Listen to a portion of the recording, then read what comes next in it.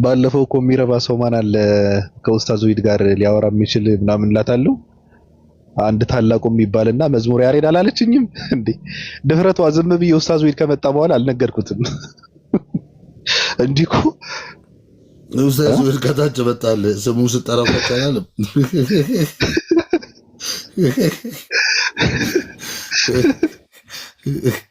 አለይኩም ወራህመቱላሂ ወአለይኩም ሰላም ወራህመቱላሂ ወበረካቱ። ያ ኡስታዙና ችካል እንዴት ነህ? ኡስታዙና እንዴት ነው የጠፋው? ቢስሚላህ አርህማን ቀላል አልጠፋም። ምንድን ነው አለ የለም እኮ አንተ አትከፍትም ቤት ማ አንተ አረባ ከተው በቃ ምናልባት አያጋጥመኝም። ቀን ላይ ስመጣ ምናምን አንዳንዴ የለህም። ኧረ አለው እኔ ኧረ ኡስታዝ አንተ ደግሞ ና እንጂ እኔ እንደው ፕሮግራም እንደው በየቀኑ እንደ አንተ ና እንጂ ምን ችግር አለው?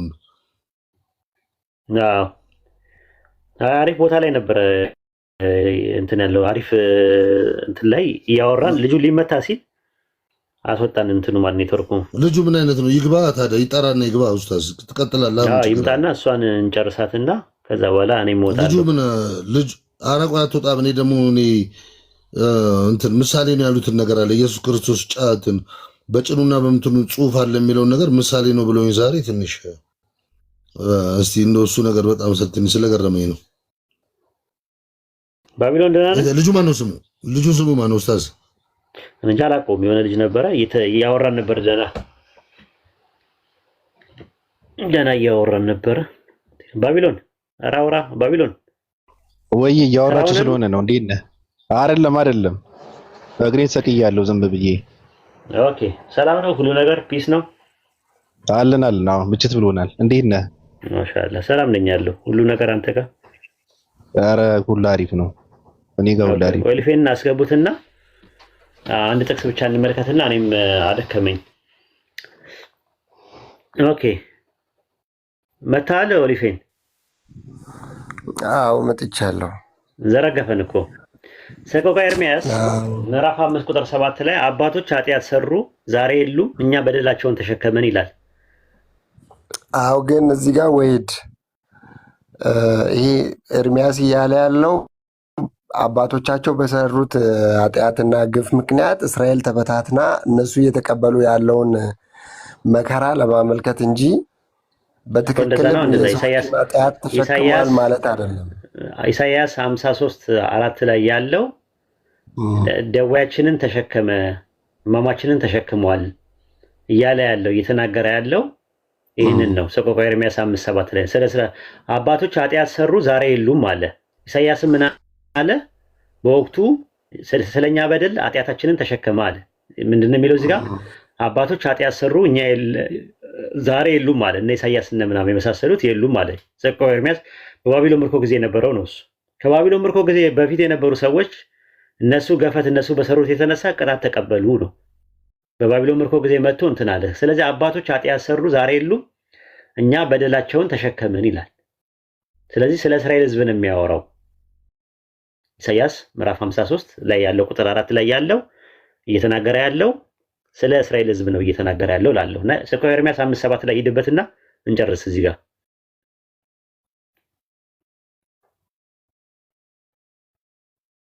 ወልፌን መጽሐፍ እያነበብክ ነው ወይስ እኛ እናንብብልህ?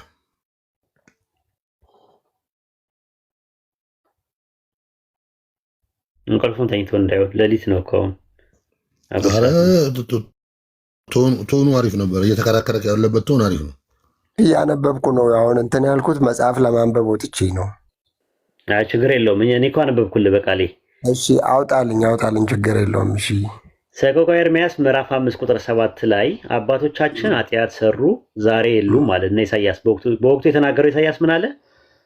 ምንድን ያለው? በእውነት ደዌያችንን ተቀበለ ሕማማችንን ተሸከመ አለ። የሚያወራው ማንን ነው? በባቢሎን ምርኮ ጊዜ ያለውን ሰው ነው እየተናገረ ያለው። ተወሰደ ይላል እኮ እዛ ጋር። እነ ኢሳይያስ አልተወሰዱም በወቅቱ። እንደሚታረድ በግ ደግሞ በሰላቶች ተሸከመ የሚለውን አዎ እሱንም ከፈለክ እሰጥሃለሁ። እንደሚታረድ በግ የሚለውን ነገር አሁን ወይድ እንደሚታረድ በግ የሚለውንም እሱንም እሰጥሃለሁ ከፈለክ ማለት ነው። ግን አንዱ ሳጨርስ ወደ አንዱ ስለምትሄድ ይሄንን ነግረህና ከዛ በኋላ እንጨርሳለን። አንተ እንደፈለግከው እየተረጎምክ ነው እንጂ እየተረጎምኩት ሳይሆን አይሁዶች በዚህ አረዳድ ነው ለ2000 ዓመት ለ3000 ዓመት የተረዱት። አሁን ኮንቴክስቹዋል ሚኒንግ እኮ ነው። አሁን አንተ ኮንቴክስቹዋል ሚኒንጉንም ስንመለከተው እንደዛ ነው የሚያወራው። ኢየሱስ የሚል ነገር የለውም፣ መሲህ የሚል ነገር የለውም።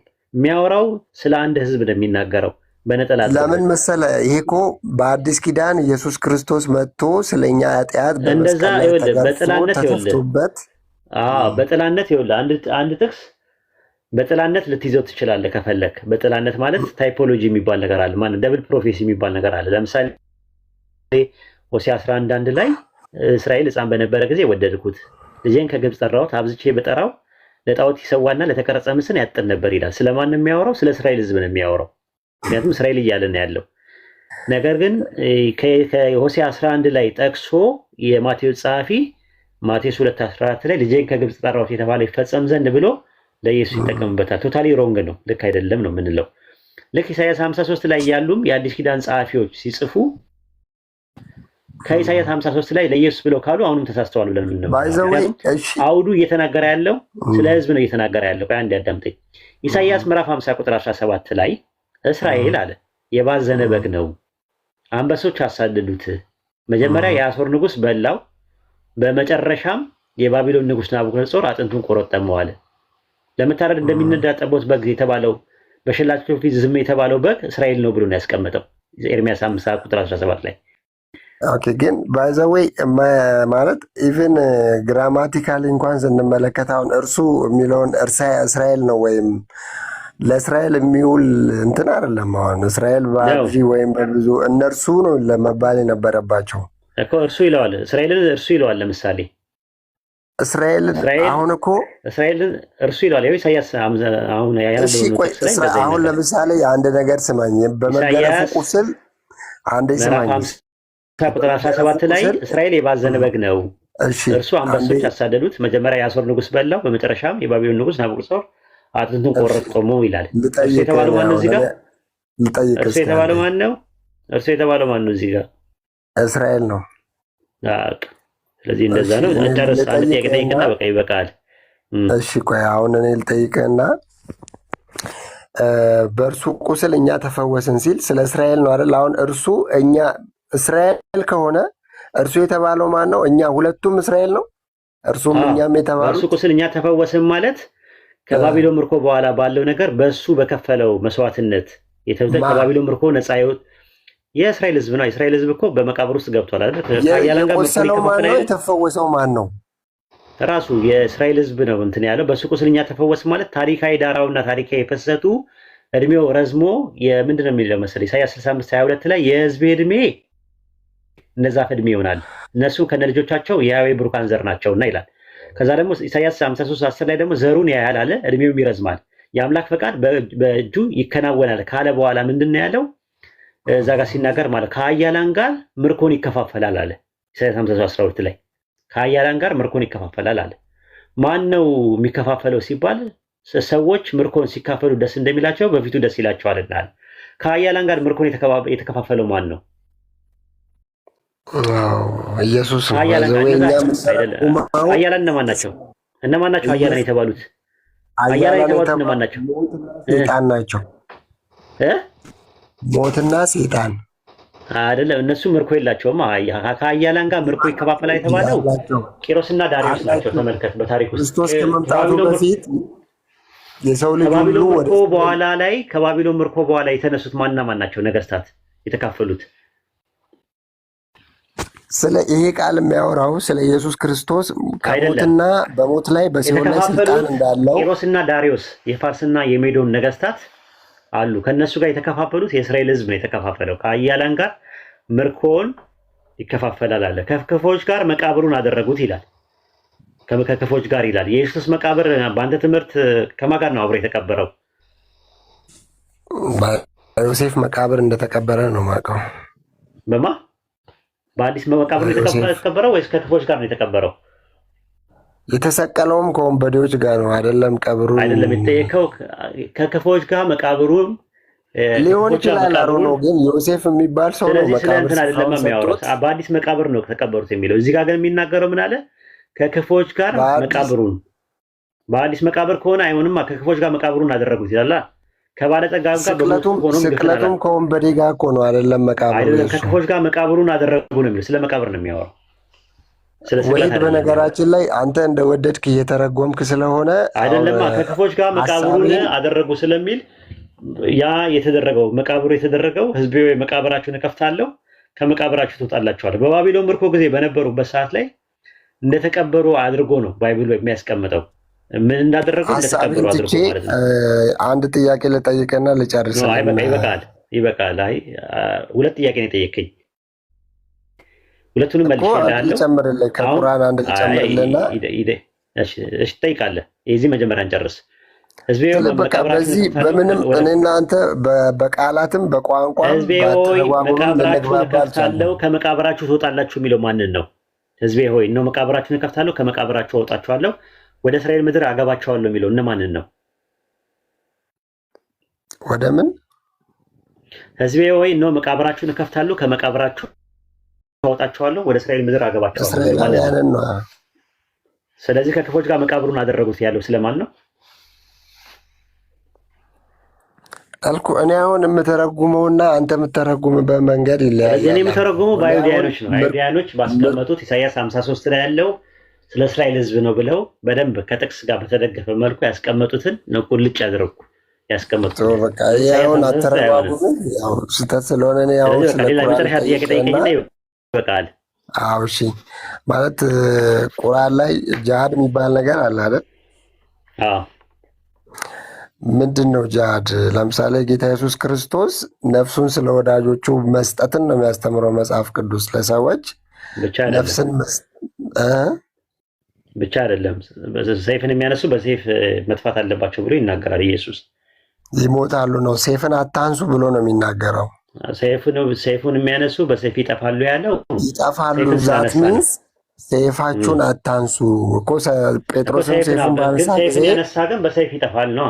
ሰይፍን የሚያነሱ በሰይፍ ይጠፋሉ ማለት ምን ማለት ነው ትርጉሙ? ሰይፍ ከኔ ጋር ስትኖሩ ምን ይወደላችሁ አላችሁ? የዘራውን ያጭዳል ማለት ነው እኮ በሰይፍ ይጠፋሉ ነው የሚለው። በሰይፍ ነው ሰይፍን የሚያነሱ በሰይፍ ይጠፋሉ ማለት አዎ። ምክንያቱም እዛ ጋር ሰይፍን ያላችሁ ሽጡና ሰይፍን ግዙ አላችሁ አይደል? ያላችሁ ሽጡና ሰይፍን ግዙ አለ። ሰይፍ ገዙ አይደለ? ጴጥሮስ ቸኩሎ የሊቀ ካህናቱን ልጅ ጆሮውን ቆረጠው አይደለ? መጀመሪያ ዲፌንሲቭ ነበር መሆን የነበረበት፣ ኦፌንሲቭ አለ። አጠቃ ስላጠቃ ምን አለ? ሰይፍን የሚያነሱ በሰይፍ ይጠፋሉ፣ ሰይፍን ወደ ሰገባ መልስ አለው። ስለዚህ ሰይፍን የሚያነሱ በሰይፍ ይጠፋሉ ማለት ፍርዱ የሚገድል ሰው ይገደላል ማለት ነው። በሰይፍ የሚገድል ማንም ቢኖር ራሱ ይገደል ዘንድ ይገባዋል ብሎ አላስተማረም ኢየሱስ? አይ አይደለም። እሱ እንደውም ነፍሱን አላስተማረም ወይ? በሰይፍ የሚገድል ማንም ቢኖር በሰይፍ እንዲገደል ይገባዋል ብሎ ያስተማረው ማን ነው? ጠላታችሁን ውደዱ ብሎ ነው ያስተማረው። አይደለም፣ ጠላቶቻችሁን ውደዱ ያለው ሌላ ቦታ ላይ ነው። ማቴዎስ 5 ላይ ነው ያለው። በሰይፍ የሚገድል ማንም ቢኖር ራሱ በሰይፍ እንዲገደል ይገባዋል ብሎ ያስተማረው ማን ነው? አውዳዊያት ተረጓጎሙ ሰው የዘራውን ያጭዳል። ማን ነው ያስተማረው? ይሄንን ያስተማረው ማን ነው? በሰይፍ የሚገድል ማንም ቢኖር ራሱ በሰይፍ ይገደል ዘንድ ይገባዋል ብሎ ያስተማረው ማን ነው? ኢየሱስ ነው። በቃ ስለዚህ ምን ትፈልጋለህ?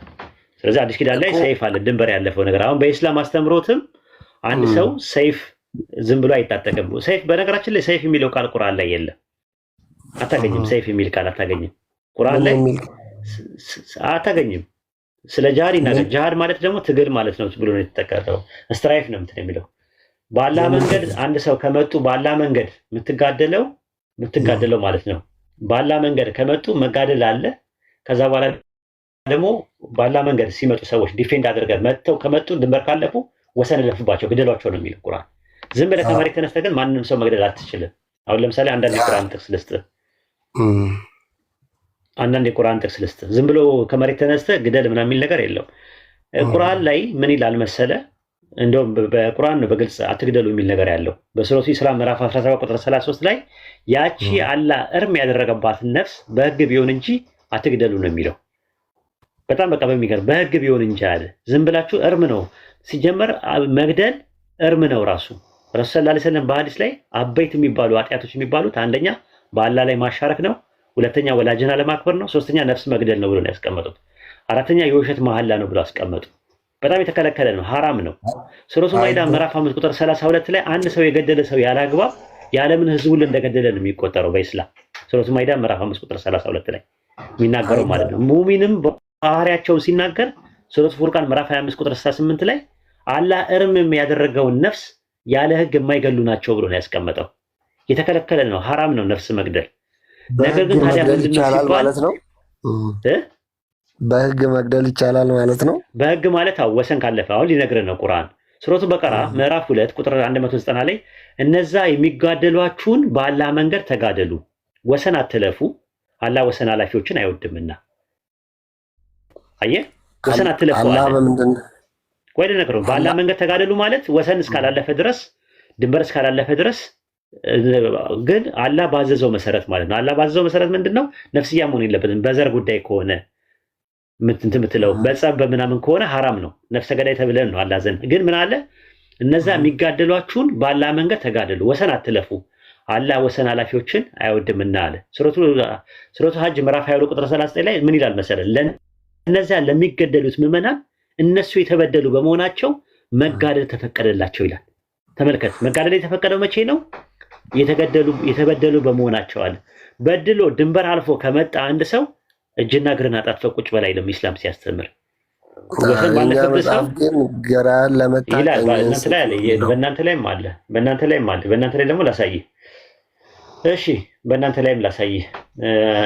የሮሜ ምዕራፍ 13 ላይ ይኸው ተመልከት። አሁን ላንብብልህ። ነፍስ ሁሉ በበላይ ላሉ ባለስልጣኖች ይገዛ አለ። ተመልከት፣ ከእግዚአብሔር ካልተገኘ በስተቀር ስልጣን የለምና ያሉት ባለስልጣኖች በእግዚአብሔር የተሾሙ ናቸው። ስለዚህ ባለስልጣንን የሚቃወም የእግዚአብሔርን ስርዓት ይቃወማልና የሚቃወሙ በራሳቸው ላይ ፍርድ ይቀበላሉ። ገዢዎች ለክፉ አድራጊዎች እንጂ መልካም ለሚያደርጉ የሚያስፈሩ አይደሉምና። ባለስልጣንን እንዳትፈራ ትወዳለህን? መልካሙን አድርግ፣ ከእነሱ ምስጋና ይሆንልሃል። ለመልካም ነገር ለአንተ የእግዚአብሔር አገልጋይ ነውና በከንቱ ሰይፍ አይታጠቅምና። ክፉ ብታደርግ ግን ቁጣን ለማሳየት ክፉ አድራጊውን የሚበቀል የእግዚአብሔር አገልጋይ ነውና አለ። ሰይፍን አይታጠቅምና አለ። ሰይፍን የሚታጠቀው ለምንድን ነው? ሰይፍን የሚታጠቀው ለምንድን ነው? መንግስት አይደለም፣ ባለስልጣኖች፣ እግዚአብሔር የሾማቸው ባለስልጣኖች አለ። የእግዚአብሔር አገልጋይ ነውና አለ። ለመልካም ነገር ለአንተ ብዙ ነገር ስላለባቸው እነሱ። ስለዚህ ምን ይታጠቃል አለ? ሰይፍ። ምን ሊያደርግ ነው ሰይፍ የሚታጠቀው? ሊከላከል ነው። የሀገር ጠባቂ ስለሆነ ሊከላከል አይልም። በሰይፍ የሚገድል ማንም ቢኖር ራሱ በሰይፍ እንዲገደል ይገባዋል አለ። ስለዚህ በሰይፍ የሚገድለው ማን ነው? ባለስልጣኖች ናቸው የሚገድሉት። ያው ባለስልጣኖች ይገድላሉ አለ እኮ፣ ባለስልጣኖች ይገድላሉ። እኛ ጋርም እኮ እንደዛ አይደለም። ቃዲ ነው። በቃዲ በእንትን በሸሪያው ቃዲዎች ናቸው ያንን ነገር ተወስኖ ምናምን እንጂ አንድ ሰው አሁን ለምሳሌ እኔ ወንድሜን ስለገደለ እኔ ወንድሜን አልገለውም። አላህ ይጠብቀው ነው ማለት የሆነን ሰው አልገለውም። ያንን ሰው ምንድነው ሸሪያ አለ። በሸሪያው መሰረት ቃዲ አለ። ከዛ በኋላ በቃዲዎች አሉ፣ ፈራጆች አሉ። እነሱ ናቸው የሚያደርጉት። ልክ እንደዛውም ሮሜ 13 ላይ የሚናገረው ምንድነው? ሰይፍን ይታጠቃሉ አለ። ሰይፍን የሚታጠቁት ለምንድን ነው አለ? ክፉ ብታደርግ ቁጣውን ለማሳየት ክፉ አድራጊ የሚበቀል የእግዚአብሔር አገልጋይ ነውና በቀል ይበቀላል። የገደለ ይገደላል። በሸሪያው መሰረት በእናንተ በመጽሐፋችሁ በመጽሐፍ ቅዱስ በነገራችን ላይ ኢየሱስ ያስተማረው ግራን ለመታቀኝን ሰጠ። እሱ በእንትን ነው። ጠሏችሁን ውደዱ። እሱ በእንትን ነው። ግን በዚህ ላይ ግን የሚለው ነገር የገደለ ግን ስለገደለ አይደለም፣ ስለመምታት ነው እሱ የሚያወራው። መምታት ላይ መሰዳደር ምናምን የሚባለው ነገር ላይ ይቅር ባይነት ጥሩ ነገር ነው። ነገር ግን የገደለ ግን አትግደል አይደለም። የገደለ ምንድን ነው የሚለው? ምንድን ነው የገደለ ፍርድ ይገባዋል ይላል አይደለ? በብሉይ ኪዳን ምን ማለት ነው? የገደለ ፍርድ ይገባዋል ማለት ምን ማለት ነው? ብሉይ ኪዳን እኮ ያ የምህረት ዘመን አይደለም። አረቆይ እኔ ስለ አዲስ ኪዳን ነው የማወራው። ኢየሱስ ለቀደሙ አትግደል እንደተባለ ሰምታችኋል። የገደለ ሁሉ ምን ይገባዋል አለ። ቁጥር 21 ላይ ማቴዎስ 5:21 ላይ ሞት ነው አይደለም? የገደለ ሁሉ ፍርድ ይገባዋል አለ አይደል? እኔ ግን እላችኋለሁ በወንድሙ ላይ የሚቀጣ ፍርድ ይገባዋል አለ። ምን ማለት ነው እኮ? ምንም በቃ አታድርጉ አይነት ነገር ነው እኮ። ፍርድ ይገባዋል የሚለው ለቀደሙት አትግደል እንደተባለ ስባቸው የገደለ ሁሉ ፍርድ ይገባዋል አለ። ፈራጅ እግዚአብሔር እኮ ነው። ፈራጅ እግዚአብሔር እንደዛ አይደለም የሚለው። በደንብ ይኸው ጨርቃም የሚለው የሸንጎ ፍርድ ይገባዋል አለ። የሸንጎ ፍርድ ምንድን ነው? ሳንድሪያ አይደለም? የሸንጎ ፍርድ ይገባዋል ነው የሚለው። የሸንጎ ፍርድ ምንድን ነው? አዎ ሸንጎ ማለት ትላልቅ ሰዎች ወይም ፍርድ እንትን የሚሰጥ አካል ስለዚህ ማለት ነው። አሁን ይገባዋል ሲል ምን ማለት ነው? ወንድሙ ላይ የሚቆጣ ፍርድ ይገባዋል ማለት ምንድን ነው? እነማን ናቸው የሚፈርዱበት? ስልጣን ያላቸው ለመፍረድ። በቃ ስለዚህ እንደዛ ነው የተባለው። ስለዚህ ምን አለ? ለቀደሙት አትግደል ለተባለ ሰምታችኋል። የገደለ ሁሉ ፍርድ ይገባዋል አለ፣ አጸና። እኔ ግን እላቸዋለሁ የገደለ ብቻ አይደለም አለ፣ በተጨማሪ በወንድሙ ላይ የሚቆጣ ቢኖር ፍርድ ይገባዋል አለ። ከዛ በኋላ ምን አለ? ወንድሙን ጨርቃም የሚል የሸንጎ ፍርድ ይገባዋል አለ። እነማን ናቸው ሲባል ቅድም ሮሜ 13 ላይ ያያቸው የሸንጎ ፍርድ የሚያደርጉት ባለስልጣናት ናቸው፣ ሰይፍ ይታጠቃሉ አለ። ስለዚህ የገደለን ሰው ምሽክ አድርገው ይገድሉታል። ፍትሐ ነገሥት ላይም ኦርቶዶክስ ከሆንክ ፍትሐ ነገሥት ላይም የተቀመጠ ነገር ነው። ቀለሜንጦስ ላይ የተቀመጠ ነው። ዲስቂሊያ ላይ የተቀመጠ ነገር ነው ያለ። ፕሮቴስታንት ነህ አይደል አንተ? ድምፅ እንደዛ ይመስላል። ለዛ ነው፣ ከዛ አንጻር ነው፣ እንደዛ ነው። እስከ ኃይለ ሥላሴ ጊዜ ድረስ ይሰራበት ነበር አንዳንድ ነገሮች ፍትሐ ነገሥት ላይ በተመሰረተ ማለት ነው። ይህን ይመስላል። አይበቃም ለዛሬ? እሺ ደህና ቴንክ ዩ። እስካሁንም የቆየኸው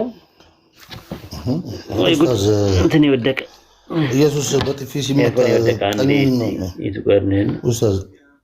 ቀኙን ሲመታ ግራውን ሰጥተዋል እንዴ? ለምን ትመታኛለህ አይደለ እንዴ ያለው? አላለም። ኧረ እባክህ አላለም። ዝም ነው ያለው እና እንደዛ ነው። ዝም ነው ያለው። እንደሚታረድ በግ ዝም ነው ያለው። ማን ያለው? ገባ ወዲያው ዳጊ አይደለም። ኢየሱስ በጥፊ ሲመታ ለምን ትመታኛለህ አላለም እንዴ? አላለም ይለኛል እንዴ? ለምን ትመታኛለህ? ጥፋተኛ ከሆንኩ መጽሐፍ እሺ ይብቃው ለዛሬ። የበላውን በደንብ ዳጀስት ያደርግ። በኋላ ኦቨርዶዝ የሆነበትና ጨጓራ ይታመማል። ብዙ ነው የተሰጠው፣ ብዙ ምግብ ነው ይዞ የሄደው። ኢሳያስ 9:6 ላይ ኢሳያስ 53 ላይ ረጅም ነው ያወራው። ጨጓራውን ከሚያመው ለዛሬ ይበቃዋል። ሌላ ቀን ቤተኛ አድርገው ፎሎ አድርግ ምናምን በለውና ሌላ ቀን ሲመጣ በደንብ ተበጥበዋል። ያኔ ሲመጣ ወይ ነገ የሆነ ሰዓት ላይ ትገባለህ። እስኪ አንድ ልጅ ለሻሃዳ የቀረበ ልጅ አለ። አልገባም። አንዳንድ ነገሮች ካሉት ኢንሻአላህ አልገባም። እኔ ለምን? እሺ አልገባማ፣ ሰዓት የለኝም አይመስለኝም። ካለህ ነው። አብሽር። ኧረ ኡስታዝ አብሽር። ባቢሎን አንተ ብቻ ነው ችግር የለውም።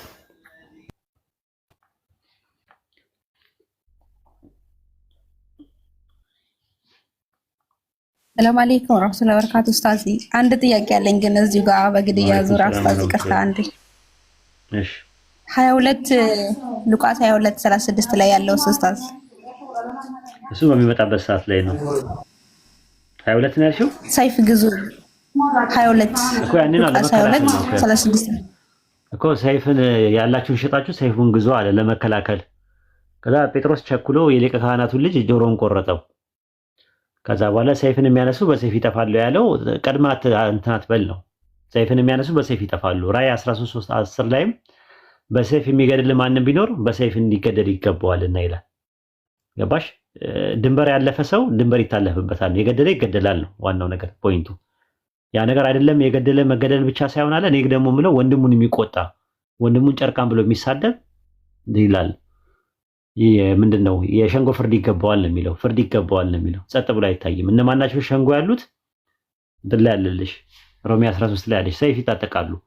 ምን ሊያረጉበት ነው ሰይፍ የሚታጠቀውት? ክፉ አድራጊዎችን የሚቀጡበት ነው ይላል። በምንድነው? ምን ያረጓቸዋል? በሰይፉ አንገታቸውን ነው የሚቀሏቸው የነበሩት በጥንት ጊዜ። እንዳሁኑ ሽጉጥ የለም ወይም ስቅላት የለም በወቅቱ። በስቅላት ምናምን ነገር እንትን አይልም። አሁን እኮ በፊት እኮ ሰይፉ በጣም እንትን ስለሚል ከሰይፉ የተሻለ ነገር ስቅላት ይሻላል ብለው ገመድ ያንጠለጥሉና ሰውን ይገሉ ነበር ሲቀጣ። አሁን ደግሞ እንትን አይደለም፣ በቃ ሳያስበው ሽጉጥ ነበረ፣ በሽጉጥ ነበር የሚገሉት የነበረ ሰው ሲያጠፋ። አሁን ደግሞ ምን ያደርጋሉ? ተኝቶ በተኛበት መድኃኒት ይሰጠውና በዛ ያሸልባል።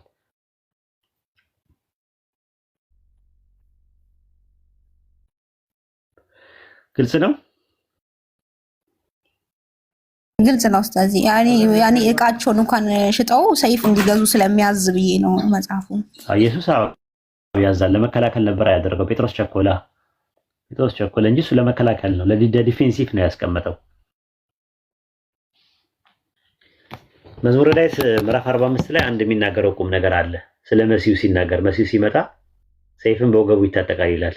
ለዛ ነው ኢየሱስ ሰይፍን በወገቡ የታጠቀው። ታውቃላችሁ? ይሄን ብዙዎቻችሁ ታውቃላችሁ። ኢየሱስ ሲመጣ በትንቢት ሰይፍን በወገቡ ይታጠቃል የሚል ጥቅስ እንዳለ መዝሙረ ዳዊት ምዕራፍ 45 ቁጥር 3 ላይ ኃያል በቁንጅና በውበት ሰይፍን በወገብ ታጠቅ ይለዋል እግዚአብሔር። ሰይፍን በወገብ ታጠቅ ይለዋል። አይ ሰይፍ በወገብ መታጠቅ ማለት ሌላ ትርጉም አለው ካሉ ከብሉይ ኪዳን ሊያሳዩን ይገባል። ለምን? ኦሪት ዘጸአት አይ ቲንክ ምዕራፍ 32 ላይ ይመስለኛል ቁጥር 17 ምንድነው የሚለው? ከእናንተ ውስጥ ሰይፍ በወገቡ ይታጠቅ ይላል። እሺ ዘጸአት ምዕራፍ 32 ቁጥር ስንት ነው? ምዕራፍ 33 ይመስለኛል።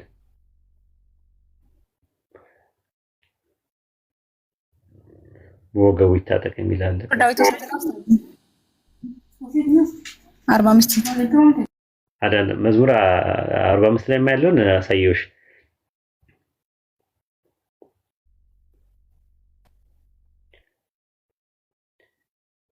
አይ እንትን ላይ ዘጸአት ላይ ልይልሽና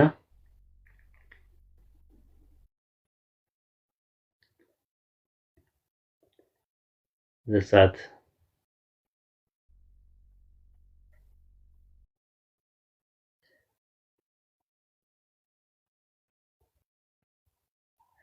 ሰይፍን በወገቡ ይታጠቅ ይላል። ስለ ሕዝቡ ሲናገር እኮ ልፈልገው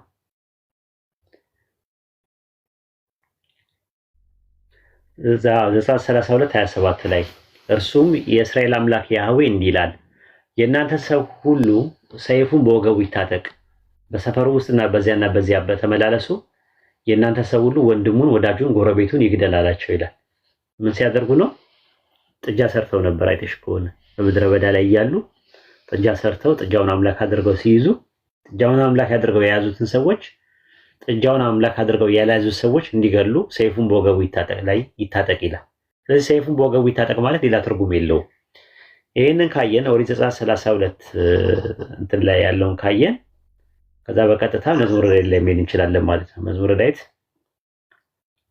ምዕራፍ 45 ላይ ቁጥር 3 ላይ ያለው ማለት ነው። ሰይፍን በወገብ ታጠቅ ይለዋል ፈጣሪ። ቁጥር 3 ላይ ሰይፍን በወገብ ታጠቅ ይለዋል። ስለዚህ በትንቢቱ መሰረት ኢየሱስ ሰይፍ በወገቡ ታጥቋል ወይስ አልታጠቀም? ያላችሁን ሽጡና ሰይፍ ግዙ ይላል።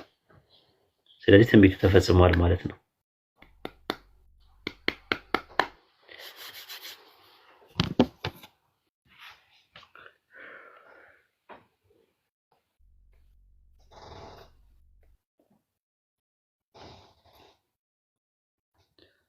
እዚህ ጋር እያያዛል ሰላምን ለማምጣት አልመጣሁም የሚለው ርዕስ ላይ ያለው እሱ ሌላ ነው። ሰላም የሚለው በባይብል ውስጥ 3 ትርጉም አለው። ማን ነው ሰይፍ የሚለው ነገር? ሰይፍ የሚለው ነገር በ3 ትርጉም አለው። አንደኛ ሰይፍ የሚለው ነገር ሊትራሊ ሰይፍ አለ፣ ያላችሁን ሽጡና ሰይፍ ግዙ የሚለው አለ።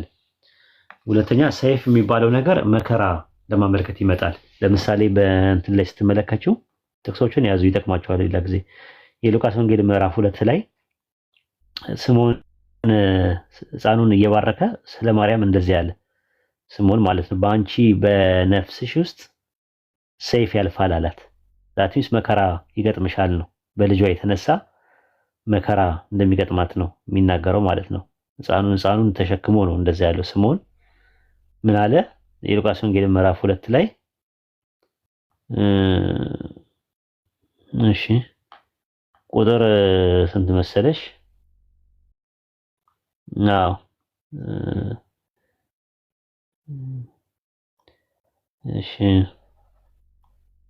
ቁጥር 35 ላይ ስምዖንም ባረካቸው፣ እናቱንም ማርያም እነሆ የብዙዎች ልብ ሐሳብ ይገልጥ ዘንድ ይህ በእስራኤል ላሉት ለብዙዎቹ ለመውደቃቸው ለመነሳታቸው ለሚቃወሙት ምልክት ተሾሟል። በአንቺ ደግሞ በነፍስሽ ሰይፍ ያልፋል አላት። አሁን በነፍስ ውስጥ የሚያልፍ ሰይፍ ምን አይነት ሰይፍ ነው ተብለሽ ብትጠየቂ ሰይፍ የተባለው መከራ ነው፣ ስቃይ ነው ማለት ነው። የልጇ ያለው ነገር ልጇን በሚያሳድዱበት ሰዓት ላይ የሆነ ነገር በሚያደርግበት ሰዓት ላይ ለብዙዎች ለመውደቅና ለመሳት ምክንያት ይሆናል ነው። ስለዚህ የማርያም በእሷ የሚሰማት ነው ማለት ነው። ከዛ በኋላ ያልፋል አለት። ማርያም ግን ነገሩን በልቧ ተጠብቀው ነበር ይላል። በልቧ ተጠብቀው ነበር ይላል ያንን ነገር ማለት ነው። ስለዚህ አሁን በነፍስሽ ሰይፍ ያልፋል ሲባል መከራ ማለት ከሆነ ማቴዎስ ወንጌል ምዕራፍ 10 ላይ ይመስለኛል ጥቅሱ ምን ይላል? በምድር ላይ ሰላምን ለማምጣት የመጣ ይመስላችሁ ይላል 10:34 ላይ ሰይፍን እንጂ ሰላምን ለማምጣት አይደለም። ማለት መከራ ይመጣል ነው። እኔ በመከተል መከራ ይመጣል። ሰው አባቱን፣ ሴት ልጅ ምራቷን፣ አማቷን ላይ ዘንድ መጥቻለሁ። ለሰው ቤተሰቦቹ ጠላቶች ይሆናል። ከኔ ይልቅ አባቱን ወይም እናቱን የሚወድ ለኔ ሊሆን አይገባውም እያለ ይናገራል። ስለዚህ እኔም በመከተላችሁ ሰዎች ስደት መከራ ያመጡባቸዋል። መከራ ይመጣል። ስለዚህ እኔ የመጣሁበት ዋና ምክንያት ሰላምን ለማምጣት አይደለም። በእኔ የተነሳ ሰላም አታገኙም፣ ቤተሰቦቻችሁ ያሳዷችኋል፣ ሰላም ይነሷችኋል ለማለት ፈልጎ እንጂ ኢየሱስ ሰላምን ለማምጣት አልመጣውም። ወይም ደግሞ ሰይፍ የሚባል የሆነ ጎራዴ ይዤ ነው የመጣሁት እንጂ ሰላምን ይዤ ምን መጣሁት እያለ አይደለም። አውዱ እንደዛ አይደለም የሚያወራው። አውዱ እየተናገረ ያለው እኔም በመከተል የሚመጣባችሁ መከራ አለ፣ በእኔ የተነሳ እንግልት፣ ስቃይ ይደርስባችኋል፣ በወንጌል የተነሳ ትሰቃያላችሁ እያለ ነው ማለት ነው። እና ከዚህ አንጻር ሰይፍ ሁለተኛው ነው ማለት ነው። አንደኛ መከራ ነው፣ አንደኛ መከራ ነው አሁን ያየነው። ሁለተኛ ሰይፍ የሚባለው የብረት ሰይፍ አይተናል። ሶስተኛው እና የመጨረሻው ኤፌሶን ምዕራፍ 6 ላይ ያለው ነው። ኤፌሶን ምዕራፍ 6 ላይ ስትመለከቱ የመንፈስን ሰይፍ ያዙ ይላል። የመንፈስን ሰይፍ ያዙ ይላል። ምን ላይ? ኤፌሶን ምዕራፍ 6 የመንፈስን ሰይፍ ያዙ እርሱም የአምላክ ቃል ነው ይላል። ቁጥር 17 ላይ ኤፌሶን 6:17 ላይ የመዳን ራስ ቁር የሆነውን የመንፈስን ሰይፍ ያዙ አለ። እርሱም የአምላክ ቃል ነው አለ። የአምላክ ቃል በሰይፍ ይመሰላል። የያዕቆብ ዕብራውያን ምዕራፍ 4 ቁጥር 14 ላይ እንደዛ ይላል። ቁጥር አይ ቲንክ 12 ላይ የአምላክ ቃል ሕያው ነውና የሚሰራም ሁለት አፍ ካለው ሰይፍ ይልቅ የተሳለ ነውና ነፍስና መንፈስን ጅማትና ቅልጥምን እስኪለይ ድረስ ይወጋል፣ የልብን ሐሳብና ስሜት ይመረምራል። ጥልቅ ብለው ስለሚመጣ የአምላክ ቃል ከዛ አንጻር የአምላክ ቃል ራሱ ሰይፍ ተብሏል። ስለዚህ ኢየሱስ ያላችሁን ሽጡና ሰይፍ ግዙ ሲል ስለ አምላክ ቃል አይደለም እያወራ ያለው። ምክንያቱም የአምላክ ቃል የሚሸጥ አይደለም። ሰይፍን ወደ ሰገባ መልስ ሲለው የአምላክ ቃልን ወደ ሰገባ መልስ እያለ ነው እንዴ? የትኛው አፈሳሰር ነው እንደዚህ? ሊትራሊ ስለ ሰይፍ ነው የሚያወራው ያ ሰይፍ። ይሄኛው ደግሞ አልጎሪካል ስለሆነ ሰይፍ ነው የሚያወራው። የቅድሙ ደግሞ ሰላምን ለማምጣት አይደለም ሰይፍን እንጂ ሲል ደግሞ መከራ ማለት ነው። በአንቺ በነፍስሽ ላይ ሰይፍን ያልፋል ስለሚል ማለት ነው። አይ ቲንክ ክርስቲያኖች ከስር ወደው በደንብ አድርገው እየጠጡ ነው። ይህን ትምህርት በደንብ አድርገው እየጠጡ ነው ያሉት ማለት ነው። የማያውቁትን ሰምተው የማያውቁትን ነገር ነው እዚህ ቤት እየመጡ የሚሰሙት።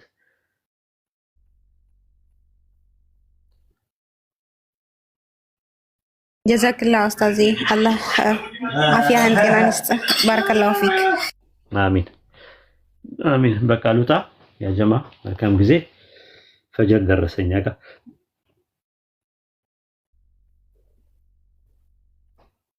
አለይኩም ወራህመቱላሂ ወበረካቱ። ኡስታዚ እንዴት ነህ? ወአለይኩም ሰላም ወራህመቱላሂ ወበረካቱ። ደህና ነው ወይ? እንዴት ነህ? ሰላም ነኝ አለሁ። እንደምን አለ ኡስታዚ? አልሐምዱሊላህ ደህና ነው ወይ? ቴሌግራም ላይ እኮ ልኬልህ ነበረ አታየውም ጽሁፍ። መርሐባ።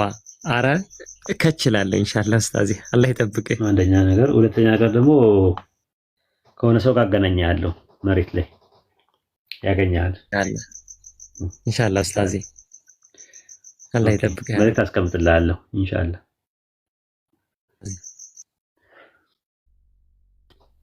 ባቢሎን ሐሰን ሰላም አለይኩም ወራህመቱላሂ ወበረካቱ። ወአለይኩም ሰላም ወራህመቱላሂ ወበረካቱ። ኡስታዝ እንዴት ነህ? ባቢሎን ይሸኘኛል ብዬ ስጠብቅ እኔ ደግሞ ባቢሎንን ትጨምቀዋለህ ብዬ እየጠበቅኩ ነበር። ዝም አላለ። ኧረ ምኑን ይጨመቃል? እሱ የሚቻልም አይደለም። እንዴ ስታየው እንደርባባ ይመስላል እንጂ ቀበኛ ቃተኛና ሞገደኛ ነው እኮ። እኔ ደርባባ ነው ገራገር ነው ብዬ ነበር ማስበው ነበር።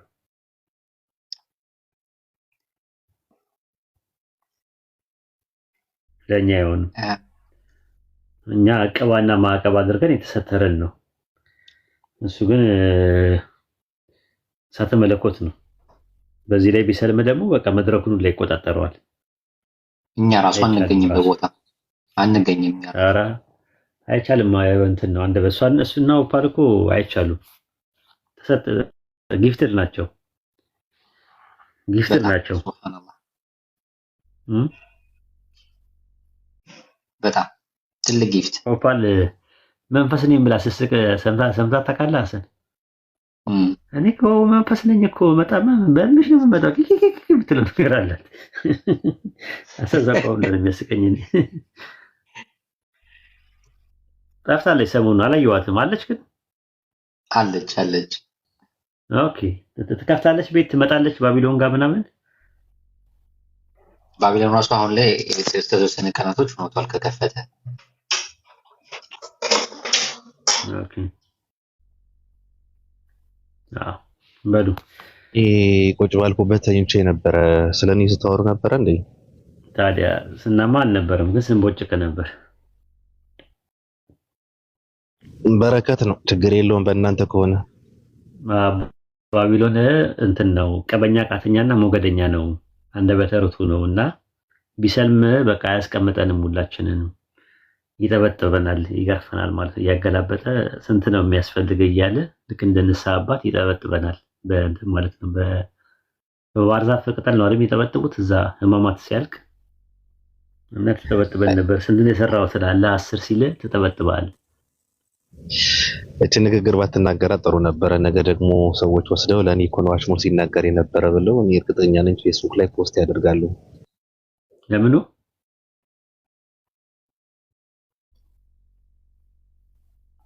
ለምኑ አሽሙር?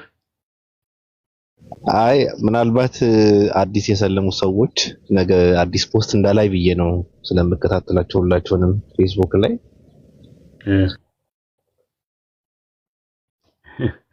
አስቀምጠንም ምናምን የምትለው እኔ አልፈራም፣ ማንንም አልፈራም። እኔ አንተ ላመንክበት ነገር አንደኛ ከሸሪያው ጋር አትቃረን። አንተን የሚመለከት ነገር አለ ትላለ። ከሰው ጋር አትገናኙ ምናምን የሚባል የለም። ከሰዎች ጋር በመልካም መዋዋል፣ በመልካም መጠጋጋት ይቻላል ከማንኛውም ሰው ጋር ማለት ነው። ገብቶሃል? ዲንህ ላይ ድንበር እስካላለፈ ድረስ፣ አንተ ላይ ድንበር እስካላለፈ ድረስ ያ ሰው የየራሱ ነገሮች አሉት። እንደዛማ ከሆነማ ከሰው ጋር መኖር አችልም። እኔ ሲጋራ የሚያጨሱ፣ ጫት የሚቅሙ፣ መጠጥ የሚጠጡ ሰዎች ሊያገኙኝ ይችላሉ። ስራ ቦታ ላይ አብሬያቸው ልሰራ እችላለሁ። እኔ እንደውም አንድ ከኔ ጋር የምትሰራ የነበረችዋ ልጅ እንትን ነበረች፣ ሌዝቢን ነበረች እና በቃ እንትን ብለህ እንዴ ብዬ ልንገረው ምናምን እያለች ሰርጓ ደርሶ ገርፍሬንድ ነበራት። መጨረሻ ላይ ሊጋቡ ብለው በቃ ላገባ ነው ምናምን ብላ እንዴ ብዬ ልንገረው በቃ ሆሞሴክሹዋሊቲን ይቃወማል እሱ ሙስሊም ስለሆነ ምናምን ብላ ትንቀጠቀጣለች። ከዛ በኋላ በቃ ምን እንዴ ብላ ትንገራኝ? ያ ማለት አሁን መታ ላገባ ነው ብትለኝ ኮንግራ አላትም ነገር እና ካገባች በኋላ አገባው እኮ ምናምን ነገር አለች። ኦኬ አሪፍ ምናምን ነገር ደስ ይላል ምናምን ባለቤትሽን ታስተዋውቂኛለሽ አልኳት። አውቄ እንደማላውቃት መሰለኝ። አይ ሴት ናት አለችኝ። ኦኬ ምናምን ብዬ ጸጥ አልኳት። ከዛ እንትን ነው በእናንተ ክልክል ነው ምናምን አለችኝ። አዎ ክልክል ነው አልኳት። ክልክል ነው ያው አንቺ ትወጫዋለሽ ምናምን ነገር አልኳት። ከዛ ሄዳ ነገረችው ለአንድ ለባልደረባዬ ለሌላ ለነጭ ማለት ነው። ከዛ በኋላ እንትን እንዴት ትቃወማለህ ምናምን ነገር አለኝ። አዎ እቃወማለሁ አልኩት። ከዛ ለምን መብቷ እኮ መብት አይደለም መዲህ አልኩት። ምክንያቱም ነገ ጠዋት አላህ ዘንድ ካስጠየቀ መብት አይባልም፣ ምርጫዋ ነው። ነገር ግን ነገ ጠዋት አላህ ዘንድ የሚያስጠይቅ ከሆነ መብት አይባልም። ለምሳሌ ሬፕ ማድረግ፣ አንድ ሴት ልጅን ህፃን ልጅን መድፈር አንድ ሰው ምርጫው ነው፣ በምርጫው ነው የሚያደርገው። አለመድፈር መድፈር ይችላል፣ ፖቴንሻል አለው፣ ካፓሲቲ አለው። ያንን ፖቴንሻሊቲ ወደ አክቹዋሊቲ ማምጣት ይችላል። ነገርን ኮንሲኩዌንስ አለው በኋላ ላይ ማለት ነው፣ ተጠያቂነት የሚባል ነገር አለው። ልክ በተመሳሳይም አንድ ሆሞሴክሹዋሊቲ የሚያደርግ ሰው ነገ ጠዋት አላህ የሚጠይቀው ከሆነ መብት ሳይሆን ምርጫው ነው እንጂ መብት አይደለም። መብት ማለት ለምሳሌ ምሳ ሰዓት ላይ ቀይ ወጥ ልብላ አልጫ ልብላ መብቴ ነው። አልጫ በላው ቀይ ወጥ ልብላው ምርጫዬን በምንም መልኩ ብጠቀመው አያስጠይቅም። ግን ራይት ኤንድ ሮንግ ያለው ነገር ፓፕ ያለው ፕሪንሲፕል ኦፍ ፖሲቢሊቲ ኦልተርናቲቭ ያለው ነገር ሲሆን ኔጌቲቭ ኤንድ ፖዚቲቭ በሚሆንበት ሰዓት ላይ የተከለከለና እንትን ያለ ነገር ከሆነ እሱ ነገር ምን ይባላል? ሞራል አካውንታቢሊቲ ይባላል። መስኡል አደብ ይባላል በእኛ በእስላም። ግብረ ገባይ ተጠያቂነት የሚባል ነገር አለ። ስለዚህ አለመፍራት ነው። ምንም ነገር ሚዲያው ተንጫጭቶ ሲበቃው ይተዋል። ምንም የሚያመጣው ነገር የለም። ያው ምንም ብታረግ ምንም ቴንኪው የሚል ሰው እንዳለ ሁሉ የሚነክሰው የሚያንጓጥጥ ሰው ይኖራል። ግን ቀረብ ብሎ ማውራቱ ላይ ነው ችግሩ። ያው ዳር ላይ ሆኖ ነው ድንጋይ የሚወረውረው። ቀረብ ብለህ እንነጋገር ምናምን ስትል ያኔ እንትን ይላል ማለት ነው። ያ ሰው ትልልቻችላል ማለት ነው። ለአላህ ብሎ ደግሞ የሚያደርግ ሰው ደግሞ ከሆነ ደግሞ በደንብ አድርጎ ይነግርሃል ማለት ነው። በነገራችን ላይ ክሪቲክ መቀበል ግዴታ ነው ከሰው። ይሄ ማለት እንትኖች እርማት መቀበል ማለት ነው። እርማት መስጠትም ማለት ነው። ግን በምን አይነት መልኩ እርማቱን እሰጠዋለሁ ነው ምናምን ነገር ለዛ ሰው እንዴት አድርጌ እሰጠዋለሁ የሚለው ነገር ነው እንጂ እርማት ሲባል ማመናጨቅ፣ እርማት ሲባል መራገጥ፣ እርማት ሲባል ፐርሰናሊ አታክ ከተደረክ ያኔ እንትን አይደለም፣ እርማት አይደለም የሚባለው። ያ በቀል ነው ወይም ቂም ነው ወይ ደግሞ ሂስድ ነው፣ ምቀኝነት ነው የሚሆነው። ካልሆነ ግን በስነ ስርዓት መጥቶ ላላ ብሎ የሚያደርግ ሰው ሪሊ በቃ ምንም ነገር ፐርሰናሊ ሳይነካ ዲን ላይ ከተሳሳተ ይሄ ነገር ተሳስተሃል፣ ይሄ ነገር ስህተት ነው፣ መታረም አለበት፣ ይሄ ነገር ልክ አይደለም፣ ከዲናችን ጋር ይቃረናል፣ ቁርአንና ሐዲስን ተፋልሰዋል ተብሎ በስነ ስርዓት ቁጭ መደረግ አለበት። ያ ሰው ደግሞ ነፍስያውን ገታ አድርጎ ጥፋት ከሆነ የሚታረምበት ከሆነ ጥፋት ወይ ካልገባውም ደግሞ በግልጽ መነጋገር ነው። አልገባኝም ይሄ ነገር ምናምን ብሎ እንትን ማለት ነው። ሌላ ነገር ብዙ አለመጨናነቅ ነው። አብሽር አረሉታ እናንተ ሰዎች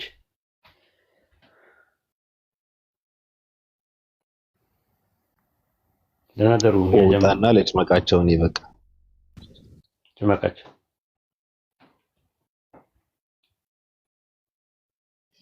ባረከላሁ ፊክ ኡስታዝ። ኢንሻአላህ ባቢሎን ቀጥል። አሁን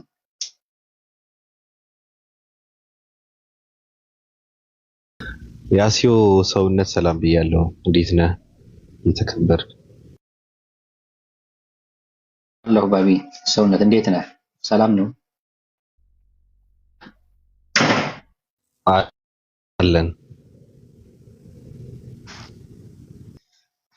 ማንን ነው ከዚህ ካሉት መጭመቅ የፈለግከው? ዳጊ ነው አይደል? ዳጊንማ ማንም ሳይመጣ እኮ ዘረርኩት እኮ ቅድም እኮ። ለእኔ ሲሆን ጳውሎስን ትጠቀማለህ፣ ለራስህ ሲሆን እምቢ ትላለህ። ሐሰን እኔ የምልህ ቁርአን ላይ ቅዱስ የሚል ቃል አለ እንደ ቅዱስ ቁርአን የሚል አለ?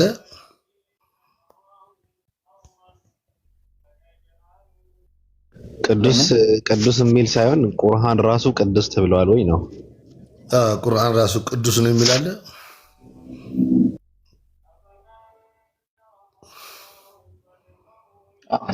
በቀጥታ ያነበብኩት የለም። ነቢ ኡስታዝ ሰልማን ሰልማን ሰላም አለይኩም ወራህመቱላሂ ወበረካቱ። ሰላም ወራህመቱላሂ ወበረካቱ። ዳጊነት እንዴት ነህ? ደህና ነው ወይ? ጠፍተሃል እኮ ወላሂ ቆየህ እኮ። ማይክሮ ሰከንድ አይሆንም ራሱ ሰላም ልልህ ስል አጋጣሚ ድምፅ እንዳልደረብ ብዬ ነውና አላህ ይጠብቅ። እኔም ገብቶኛል። እኔ ደግሞ ሰላም አለይኩም ጋር ኡስታዝ ወይድ እያወራ ስለሆነ ጓ እንዳይልብኝ ብዬ አሁን ራሱ ኢንሻአላህ። እንዴት ነህ? ሌላ እንዴት ነህና ደህና ነው ወይ? አፍያስ እንዴት ነው? አልሐምዱሊላህ አለውጣለኝ። ያው ትንሽ ገጭ ገው ያደርገኛል ብቻ አልሐምዱሊላህ ከምንም በላይ። ኧረ አብሽር እንዴ ጂሃድ ነው ኢንሻአላህ። ሐሰን ሲጠየቅ ወደ አንተ አስተላለፈ፣ ፈርቶ ነው መሰለኝ። መጽሐፍ ቅዱስ ተብሏል፣ ቁርአንስ ቅዱስ ተብሏል ወይ ብል ጥያቄ ነበር። መጽሐፍ ቅዱስ አልተባለም። ተውሱ እንዴ ለፖለቲካማ አልመችም። ወደ ኋላ ልትመለስ ነው? ኧረ አልተባለም። እሱ ነው ለአንተ ቼክ ኦፍ አግሪመንት ይሻልኩ እንጂ አልተባለም። እንደ ጠዋቱ ተብሏል አይደለም? እሱንም አይተነዋል እኮ እንደተባለ እኮ ከራሱ ከመጽሐፍ ቅዱስ አልተባለማ። አይደለም ለህፃናቶች ስለሱ ቶ ቅዱስ ይህ መጽሐፍ ቅዱስ ነው የሚል አምጣ ብዬ ሳመጣልህ ያመጣልህ ሌላ ነው። እሱ ራሱ ነው ቅዱሳን መጽሐፍት ማለት እኮ መጽሐፍ ቅዱስ ውስጥ ያሉ መጽሐፍት እኮ ናቸው ቅዱስ የተባሉት። አሁን ይህ መጽሐፍ ቅዱሳን የተባለው ስለ ኢየሱስ የተናገረ ብቻ ነው። ኢየሱስ ደግሞ የተናገረበት የለውም። እሱ ደግሞ ስለ መጽሐፍት ነው የሚያወራው። ደግሞ ነው ስለ ኢየሱስ አይደለም። ቦታው ስለ ኢየሱስ ነው። ስለ መሲሁ የሚናገሩ ከልጅነት እስከ እውቀታችሁ ድረስ በቅዱሳን መጽሐፍት ተገልጿል ነው ያለው። ስለዚህ ቅዱሳን መጽሐፍት ላይ ደግሞ አንድም ቦታ ስለ ኢየሱስ የተናገረበት ቦታ የለም። ቆይ ግሩፕ ላይ አንብቡ። እሺ መርሐባ ኡስታዝ፣ ግሩፕ ላይ አንብቡ ይላል ኡስታዝ። ዛሬ መጽሐፍ ቅዱስንማ ሳትስማማን ያልወጣም በፍጹም። ወይ ሌሎች በመሃል ገብተው እንትን ያስታርቁን እንጂ መጽሐፍ ቅዱስ ቅዱስ ተብሏል ብዬ እየተከራከርኩ ነው አሁን። እኔ ትርጉሙን ስጠይቅ ስለ ትርጉሙ ምን አገባኝ ነው ያልከኝ። እንደውም ጳውሎስ መጽሐፍ ቅዱስ መበራረዙን ነው የሚናገረው። ብርዝርዝ ነው ያለው ነው ያለው። መሸቀጫና መነገጃ አድርገውታል ያለው። እሱ እኮ ጥያቄ እኮ አይደለም ዳጊ፣ ለምን አተላ አይገባበትም? እሱ ምንም እኮ እንትን አይደለም። ኖ ቅዱስ ማለት እኮ ከስተት የጠራ ማለት እኮ ነው። አይ ችግር የለውም። ቅዱስ ተብሏል አልተባለም ነው ጥያቄ እኮ። አልተባለም አልኩ እኮ። እሱንም መረጃ እኮ አላመጣህም እኮ። የቁርአኑን ይንገሩና ከዛ ደግሞ ሌላ የምቀጥለው ጥያቄም አለኝ። እስቲ እንትኑ ላይ እና ሐሰን ይንገሩንና እስቲ ጋንድ በጣም የሚያስቅ ነገር እስቲ ባቢ እዚሁ ላቀርብ ነበረ። እስቲ ይንገሩን መጀመሪያ።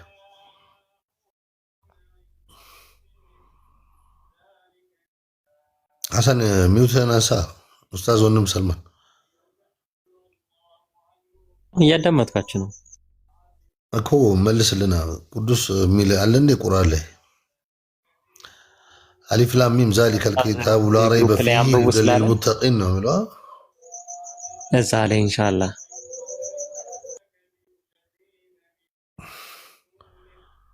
ኑሬ አምታተው አለ ይሄ ጥያቄ። ዛሬ ትንሽ ፍልስፍና ውስጥ ገብቼ ይህን ጥያቄ እስቲ አለው የሚል ቅዱስ የሚል አለ እንደ ቁርአን ውስጥ የመጣው እኔ በእኔ እውቀት ቅዱስ ሳይሆን የተከበረ ክቡር ወይም ደግሞ ካሪም በሚል የመጣ ለቀውሉ ረሱ እሱ ለቀውሉ ረሱ የተከበረ ቁርአን አይን የተከበረ ቅዱስ ነው ያልኩህ። ቆይ ተረጋጋ። ቃል በቃል በእኔ እውቀት እስካሁን እኔ የማውቀው ቁርአን እንደዚህ አይነት መንገድ እንደመጣ ነው። ካሪም ማለት ክቡር፣ ይሄ የተከበረ ቁርአን ነው እያለ ብዙ ቦታ ላይ ሜንሽን ያደርገዋል። ላ ቅዱስ የሚል ነው ያልኩህ እኔ ሀቢቢ። ለምን ተፈልጎ ነው? በመጀመሪያ እስቲ ባቢሎን ተራ ጥያቄ ያነሳው እሱ ራሱ ነው። መጽሐፍ ቅዱስ ውስጥ ቅዱስ አልተባለም ብሎ ሲጠይቅ አይ ተብለዋል ብዬ ነገርኩት። የተባለበት ጥቅስ ደግሞ ነገርኩት። አመጣሁትና ጥቅሱን አሳየሁት። ኑሬቶ ጥቅሱ አልተባለም። ሽንፈቱን አዙሬ ጠየቅኩትና ከቁርአን ውስጥ የለም አለኝ። አይ አለ የሚል ድምፅ ደግሞ ተነሳ በመሃል። እነሱ መላሽ ብለው ተኙ። እንደሌለ ነው የምናገረው እኔ። ኑሬ ሌላ ጥያቄ እዚህ ጋር ይሄ ያው ኡስታዝ ወይድ ነው ምን አለ? ካሪም የሚለው ቃል ቅዱስ፣ ክቡር፣ ብፁዕ፣ ንዑድ፣ ውዲስ፣ ሱብሑ፣ አኩት፣ አጹብ የሚል ፍቺ አለው። ባቢሎን ያው ተገኘልክ። በቃ እነው ለቀውሉ ረሱሉን ከሪም የሚለው ተጠይቅ። እንደዛ ከሆነ አንተ የለም ብለህ ስለነበረ ማንን ይቅርታ የምጠይቀው? የነፍስ አባት የምን ነፍስ አባት ነው? ነፍስ አባት ነው። ይቅርታ ጠይቅ። ቅድም እንትን ስላልክ የለም እኮ እሱንማ እነው ለቀውሉ ረሱሉን ከሪም የሚለው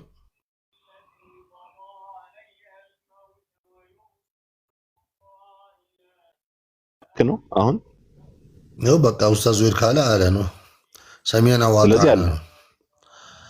ከሪም የሚለው ቃል ቅዱስ፣ ክቡር፣ ብፁዕ፣ ንዑድ፣ ውዱስ የሚል ፍቺ አለው ይላል። ስለዚህ ኡስታዝ ካለ አለ ነው። መጽሐፍ ቅዱስም እንደዛ ነው። በነገርህ ላይ ክቡር ነው፣ ንዑድም ነው፣ ውዱስም ነው። ብፁዕ እንኳን አላውቅም። እንደዛ ነው። እዛ ውስጥ የሚጠቅሱት እንትኖች አሉ። በነገርህ ላይ ኡስታዝ ከጠቀሳቸው ቃላቶች ውስጥ መጽሐፍ ቅዱስ ያሟላል ብዬ እንትን እንዳለ ሁሉም እንኳን እንትን ላደርጋቸው አልችልም። እስቲ ቆይ ለኑሬ አንድ ጥያቄ ልጠይቀው። ባቢሎን እስቲና እስቲ ኑሬ በአንድ ሙስሊም ይሄ ክርስቲያኖች ሲያደርጉት አይቶ ከጉልበቱ በታች ተንበርክኮ ወይም ደግሞ በጉልበቱ ተንበርክኮ ዊሊሜሪ ታገቢኛለች ብሎ መጠየቅ ይችላል። በሸሪያው በእስልምና ከጉልበቱ አንዱን ተንበርክኮ አንዱን እንትን ብሎ ማለት ነው። ይቻላል እንዴ? ኡስታዝ ወይድ ከታች ባቢሎን ሊገባልህ ነው መሰለኝ። ባይብል ቅልቅል ነው እንዴት ቅዱስ ይባላል እያለህ ነው። እሱንማ ትርጉሙንም አልናገርም ብሎ ነው ኡስታዝ። ትርጉሙ እኮ አይደለም የጠየቅከው ዳጊ። መጽሐፍ ቅዱስ ውስጥ ስለ መጽሐፍ ቅዱስ ቅዱስ የሚላለው ያልክ? አዎ አገኘ አነበብነው። ቅዱሳን መጽሐፍት የሚል አነበብን። በቃ አለቀ እኮ። ትርጉሙ ምንድነው የሚባለው ነገር አልገባበት። ትርጉሙን ንገረኝ ስለም ቢያልክ እኮ ለማምለጥ እንዲመች ነው። ችግር የለውም እሱ። አሁን ለጠየቁት ኑሮ መልስልኝ። አሁኑ ጥያቄ ዳጊ ካላስቸገርኩ ሁሱ ጋር ሄደህ ጠይቅ። እሺ ነገ ጠዋት ገብተህ አስገባሃለሁ። ሞጆ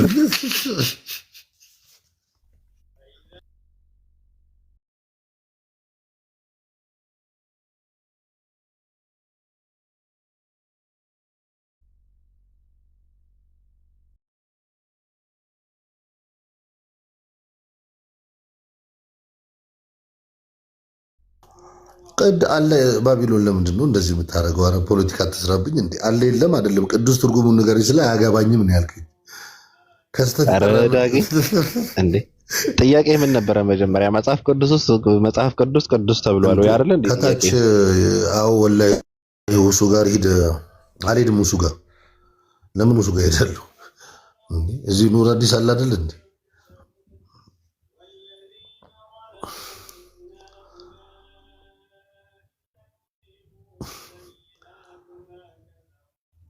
ይሄ የፈትዋ ጥያቄ አይደለም። እኔ እኮ ፈትዋ ጥያቄ አይደለም። ፈትዋ ከሆነማ እኔ ራሴ እንትን አይደለም ነበረ አላነሳም ነበር ጥያቄው።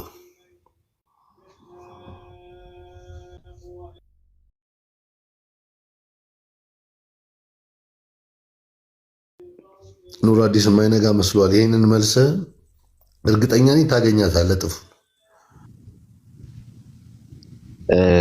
ቢብሉ የተለየ ማለት ነው። ቅዱስ የተለየ ማለት ነው። ከምንድን ነው የተለየው ታዲያ? እንደዛ ከሆነ መጽሐፍ ቅዱስ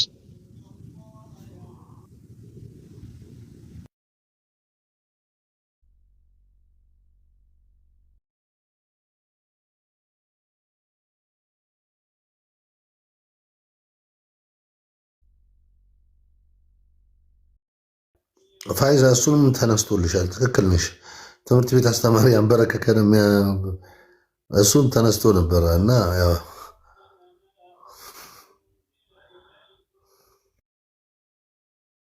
እነሱ አይደሉ እንዴ ታዲያ የነብያት መጽሐፍት የሚባሉ አይደሉ እንዴ? ከዛም የሐዋርያቶች የሚባሉ ጥቅል ሰነድ አይደለ እንዴ መጽሐፍ ቅዱስ? እነሱ ቅዱሳን ከተባሉ በቃ በቂ ነው ኡስታዝ። እኔም እሱ ነው ሳወራ የነበረው። ቅዱሳን ተብለዋል ብለን ያየነው እሱ ነው። ሁለተኛ የት ነው ያየነው? ሁለተኛ ጢሞቴዎስ ነው አይደል? ሁለተኛ ጢሞቴዎስ ምዕራፍ 3:15 ላይ 3:15 አዎ። ግን የተነጋገርነው እኮ አንተ እኮ ትርጉሙን አልናገርም ብለን ያመለጥከው እንጂ እኮ መጽሐፉ ቅዱስ እንዳሉ እኮ ይናገራል። የቅዱስን ትርጉም ብትናገር ኖሮ እኮ መጽሐፉ ራሱ ይነግርሃል እኮ። አልናገርም ነው ያልከው አንተ እኮ። ደግሞ ጥያቄ እኮ እንደሱ አይደለም። ይህ መጽሐፍ ቅዱስ ነው የሚል ነበር ጥያቄው። አዙረህ ነው እንትን ያልከው እንጂ እኮ ይህ መጽሐፍ ቅዱስ ነው ወይም ይህ መጽሐፍ የአምላክ ቃል ነው የሚል አምጣ ነው ያልኩ። ከዛ አንተ አለል ኪታብ በሚለው ሄድክ። እኔ ስለ አለል ኪታብ አላወራሁክም ያልኩ። ግን በቃ ያው ፖለቲካ ሰርተብኝ እኔ መቼ ለማንኛውም ምንም የሰራሁት ፖለቲካ የለም። በአጠቃላይ ባይብል ቅዱስ ይባላል ወይ እያለ ነው። እንደለማ መገርሳ ነው የተጫወትክብኝ።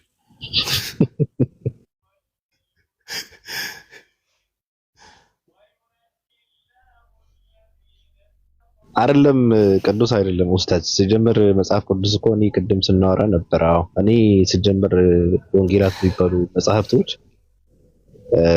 ለሉቃስ ማቲያስ ምናምን እኔ አላውቅም፣ ግን እንደዛ ብዬ ነው የማምነው። እነሱ የጻፏቸው መጽሐፍት አይደሉም ብዬ ነው የማምነው።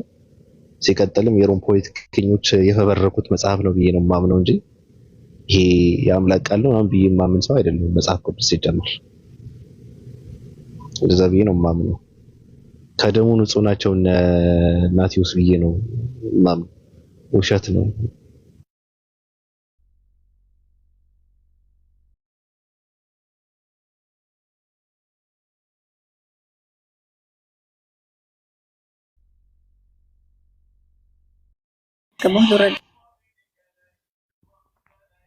አቡኬቱ ነው ዲያቆን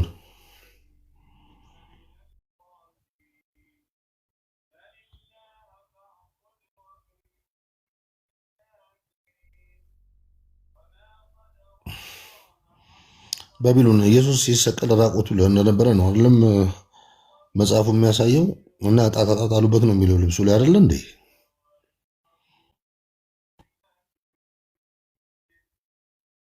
ምን ችግር አለው? ማን ጻፈበት? እዛ ከሄደ በኋላ ማን የጻፈበት? ማን ከሄደ በኋላ? ኢየሱስ ወደ ላይ ከሄደ በኋላ በጭኑ ላይ ማን የጻፈበት?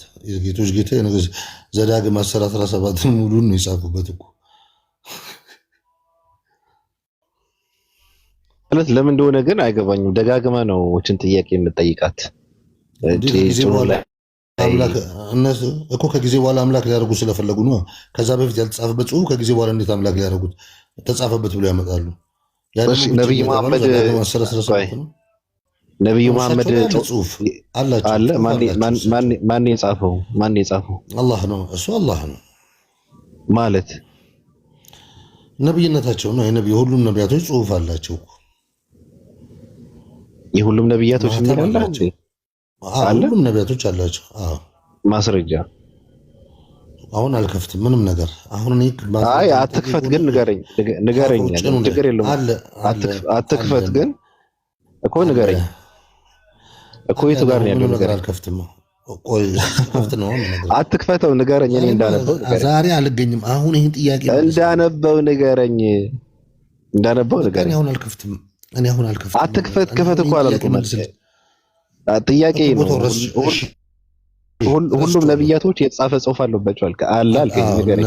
ረስቼዋለሁ ግን አለ። እርግጠኛ ነህ? ዛሬ አንተ ሀብትሽ አቡኪ ገላሃለሁ ከገባ ራሱ ዛሬ ና ግባ። አትክፈት የት እንዳለ መረጃውን አምጣ። በነገር ላይ ሁሉም ነብያቶች ላይ ከተጻፈ ለምንድን ነው ኢየሱስ ላይ አንተ የምትቃወሙ? ማንጻፈው ብለህ የምትከራከረው ለምንድን ነው? አልተግባባንም ባቢ። ሲሰቀል ቦታው ላይ ምንም አልነበር፣ ጽሑፍ አልነበረውም ነው እኮ እያልኩ ያለሁት ሀቢቢ። እሺ አልተረዳኸኝም? አሁን ሰምቻለሁ። ካረገ በኋላ ዮሐንስ ራእይ እኮ የጻፈው ነው እኮ የምልህ። ስለዚህ ማን ጻፈው ነው እያልክ ያለው? ኖ አይደለም። ከጊዜ በኋላ እንዴት ሊሆን ቻለ ነው። መጀመሪያ ላይ ሲሰቀል ባዶ ቦታ ላይ ስለነበረ ነው ወይ ነው ጥያቄ። ምን ችግር አለው? እሺ ምንድን ነው ችግሩ? እንዴ ዘዳግም 10:17 ነው የጻፉበት። አይ እንመለስ። እኔ የራስህን መልስልኝ መጀመሪያ። ወዴት እየወሰድከው? ዛሬድም አቡኪ ሰላም አለይኩም። ወአለይኩም ሰላም ወራህመቱላሂ ወበረካቱ። አንተ ለባቢሎን አግዘ ተፋፍራለህ ምናምን ትለኛለህ። ምንድን ነው ያፈርኩት እኔ? ሁሌ እኮ ጥያቄ አትመልስም ዳጊ። ችግር ይሄ ነው። እኔ ፋራ ነኝ እንደ የምመልሰው ጥያቄን በጥያቄ። ባለፈው እኔ ራእይ 19:13 ላይ ጠይቄ እኔ ጨምቃ ሰጣኸኝ። የሚገርምህ ባቢሎን እኔ ሲያይ የመጭመቅ ነው የሚነሳው። ሳልሰልምም ጨምቄ ባቢሎን እኮ ያስተምራል። ስላወቂ እንዴት ነህ? ተሻለ ለምን አለ ዋላ። አለይኩም ሰላም ወራህመቱላሂ ወበረካቱ። ኡስታዝ አሁን ሰላም ነኝ አልሐምዱሊላህ። አለ ተሽሏል። ያ መድኃኒት እየወሰድኩበት አሁን ሰላም ነኝ አልሐምዱሊላህ። ምኑን አብሽር አላህ ሙላፊያን ይመልስልኝ ነው ወንድም። አሜን አሜን። ኡስታዝ ምኑን ትንሽ ጨጓራዬን ትንሽ ለጨጓራ እኮ አሪፍ ነገር ልንገርህ። ይሄ ምንድነው? አሲድ ነው ወይስ ምንድነው? ጨጓራው ምንም ኡስታዝ ሰልማን አሲድ አይደለም፣ ክትፎ ብቻ። ክሎሪክ አሲዱ በጣም ኤክሰስ ሆነና ክትፎ ብላ። እኔ ስጋ መች እበላለሁ? በልቼ አላውቅም ስጋ ነገር። ምንድን ነው አንተ የሂንዱ ሃይማኖት ተከታይ እንደ አትክልት ብቻ ብዙ ዳጊዛ መጥቶበታል። ታጥቆ ነው የመጣ የሆነ ምን በፍትህ አውራሪና በጋሻ ጃግሬ ሊመረው ነው ጦሩ። እንትን የኔ አሁን ለምሳሌ እንትን የሆነ ይሄ ምንድነው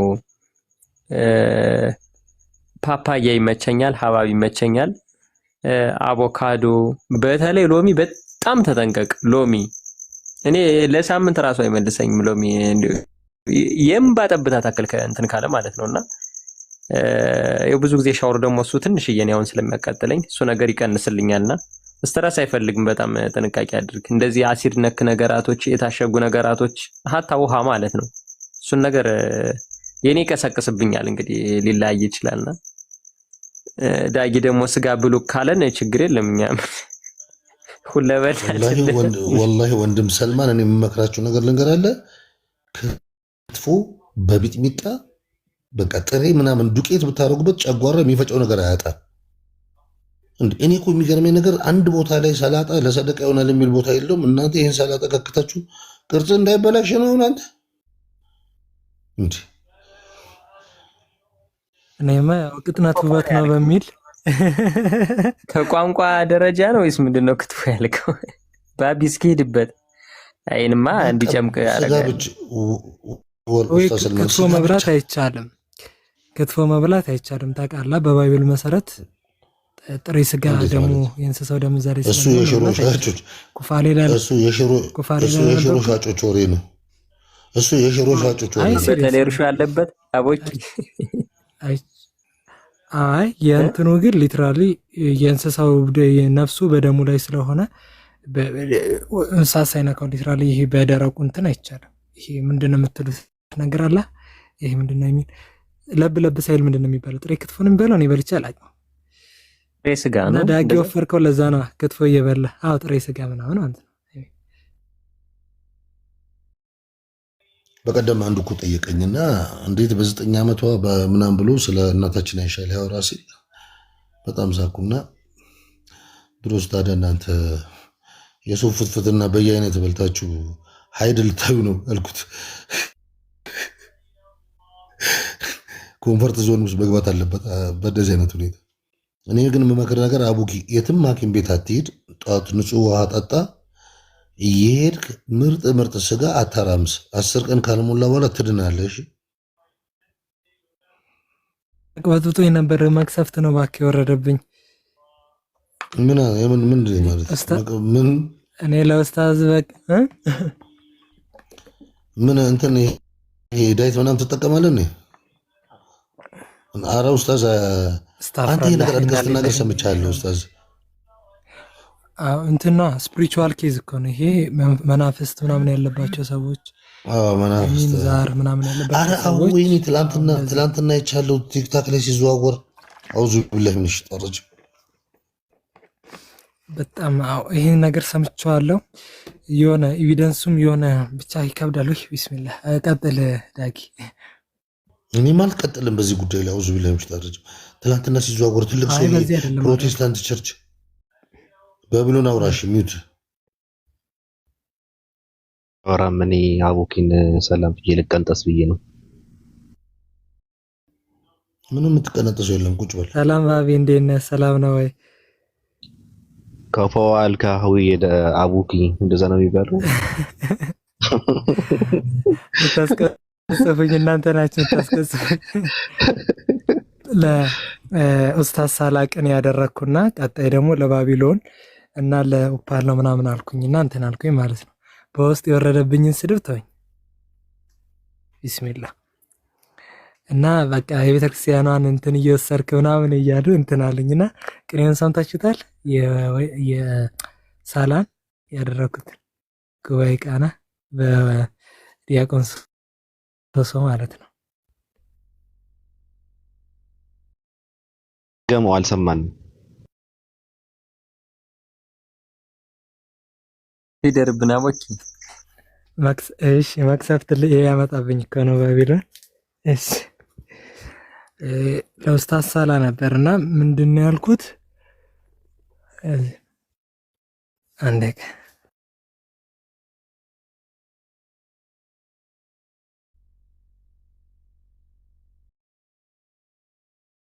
ይሰማል ድርገመው በደንብ አይ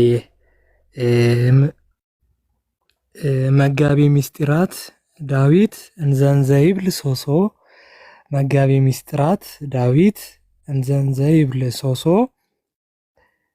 እንዘይስቅ ሳቀ ተመትረ በመምህረ ሳራ ርእሶ ይበልበሉ ለተርጉሞ ይበል መጋቢ ምስጢር የሆነ ዳዊት እንዘንዘይብል ሶሶ ይላል። ምን ነቢሉ እንዘይስቅ ሳቅን ይስቃል። ተመትረ በመምህረ ሳላ ርእሶ በሳላ ጭንቅላቱን ተቆርጧልና ሶሶ ይላል ነው ያልኩት።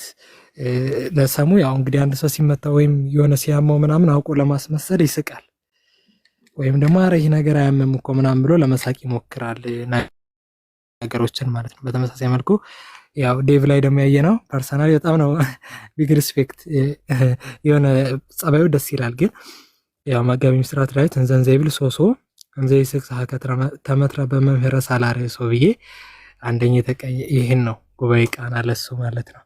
ሁለተኛ ላይ ደግሞ ያልኩት ሳላ ፈርዖን ቀታሌ ዳዊት ወህዝቡ ሳላ ፈርዖን ቀታሌ ዳዊት ወህዝቡ በሰይፈ ቃልከ መተርከ ወቀበርከ እስከናሁ ያንብኡ በሰይፈ ቃልከ መተርከ ወቀበርከ እስከናሁ ያንብኡ። ምን ማለት ነው? ሳላ ፈርዖን ይሆን ካንተ ሳላ ሆይ ቀታሌ ዳዊት ወህዝቡ ዳዊትና ህዝቡን ገደልካቸው። ምን ነው ቢሉ በሰይፈ ቃልከ መተርከ በቃል ሰይፍ መተርከ ቆረጥካቸው፣ ቀበርከ ቀበርካቸው፣ እስከናሁ ያንብኡ ማለት እንግዲህ አንድ ሰው ከሞተ በኋላ እንደምታውቁት ተስካር ይሄ ምንድነው 30-40 ምናምን እየተባለ ያልቀሱ ይቀመጣል። እስካሁን ድረስ እያለቀሱ ነው። ለወርቁ ደግሞ እሱ ነው እና ሙልጭ አድርጎ ነው የሰደቡኝ በውስጥ አልኩ። ለኡስታዝ ወሂድ ደግሞ ያልኩት የነበረውማ ለኡስታዝ ወሂድ ሳላ ግን ፈርዖን ማለት ከእንትኑ አንጻር ነው። ኡስታዝ ያው ፈርዖን እንትን ብሎ የለ ያው እንግዲህ ሰዎችን ቀታሌ ያልኩት ከእንትኑ ነው። አራራለትም አለመራራቱን ሳላ ጭካኔው ነው ከፈርዖን ጋር እያያዝኩት ያው ለሰሙ ማለት ነው። ለወርቅ ግን አይሄድም። አይሩግ ወሂድ አምፃ ለጉባኤ ቃና መርዓት አይሩግ ወሂድ አምፃ ለጉባኤ ቃና መርዓት ኩሎም ይስሕቁን ዘምንት ይወልድ ብዙሃት ኩሎም ይስሕቁን ዘምንት ይወልድ ብዙሃት። እንግዲህ አይሩግ ወሂድ ያልኩት ያው በእውቀት ነው። ኡስታዝ ወሂድን ሽማግሌ ሆንክ ወሂድ ወይ አምጣት ለጉባኤ ቃና መርዓት ባለቤት ጉባኤ ቃናን አምጣት። ምን ነው ቢሉ ኩሎም ይስሕቁ ሁሉም ይስቃሉን ዘምንት ይወልድ ብዙሃት እንዴት ብዙ ይወልዳል ብለው ይስቃሉና ሚስትህን አምጣት ይባላል። እንግዲህ አንድ ሰው ካረጀ በኋላ እንደምታውቁት ወለድኩኝ ካለ እንደ ይሄ በሚቆርብበት ሰዓት ምናምን ወደ ቤተክርስቲያን ወደሚሄድበት ሰዓት ምናምን ይባላል። እንግዲህ በኦርቶዶክስ ብሄድ መሰረትና ኡስታዝ ወሂድም በእውቀት ደረጃ አይሩግ ብየው ሊትራሊ እንዴት ብዙ ወለደ ይላሉ። ማለት የወለደው ደግሞ ያው እንግዲህ የንጽጽር ኮምፓራቲቭ ተማሪ ልጆችን ነው እና ብዙዎች ይገርማቸው እሺና ከዛ አንፃር ነው አይሩግ ወሂድ አምፃ ለጉባኤ ቃና መርዓት ኩሎም ይስሕቁን ዘምንት ይወልድ ብዙሃት የሚለውን ነው። ሌላ ደግሞ የተቀኘው እንዘ ሰማይ ወዘምድረ አረብ ኢትዮጵያ ሰይፍ ወሂድ ደመና መጻ ማሀገረነ ነያ እና ይሄን ብዬ የተቀኝቼ ከሆነ በውስጥ አጥረገረጉኝ። አላሁ አክበር አንተ አሪዮስ አንተ መናፍቅ ምናምን ማለት ነው። እና ያው ይህም ቤትማ መጥተው ጨደር እንደሚረጩት እርግጠኛ ነኝ። ከዛ የውይይት ጥይት ወዲያው ነው ያቀረቡልኝ የውይይት ጥሪ ምናምን ብሎ የሆነ ልጅ። ከዛ ቃኔ እንትን አልኩኝ ማለት ነው። የሆነ ደግሞ ለሳላይ ተቀነኛውት አንድ የመጣልኝ ወላሂ እዛው እኮ ነው አስቤው ማለት ነው። ግን እዚህ መልክ እንትን ይላል ሳላ ፈርዖን ቀታሌ ዳዊት ወይሳት በሰይፈ ቃልከ መተርከ ህዝበ ቅዱሳት አንስት ገብታችኋል? ሳላ ፈርዖን ገብተዋል ባቢ። እንግዲህ የገደልካቸው ቅዱሳን አንስትን ነው ብዬ ነው ያመጣሁት። ቅዱሳን አንስት ማለት እንግዲህ ሴት ቅዱሳኖችን ብዬ እንትን ያልኩት። ያው እንግዲህ ብዙ ጊዜ ያው እንግዲህ ሴቶች ናቸው አይደለ ብዙ ጊዜ የሚያለቅሱት ወይኔ ምናምን እያሉ ከውይይቱ በኋላ ግን አለቀሱ። በሰይፈ ቃልከ መተርከ ህዝበ ቅዱሳን አንስት አለቀሱ እና ያው እንግዲህ የተባይትን እንትን ለአንስት ተሰጥቶ ነውና ሰምተን አናቅም ነው በቅኔው ላይ እንትን ያልኩት የነበረው። ስማ ጠጅቱ ብሬ እንቶ ፈንቶ አላለም እንዴ? ድርሳናትን ገድላትን እንቶ ፈንቶ መጽሐፋችሁ ብሎ ባቢሎን አሳይቶኝ ገርሞኝ ልሙት።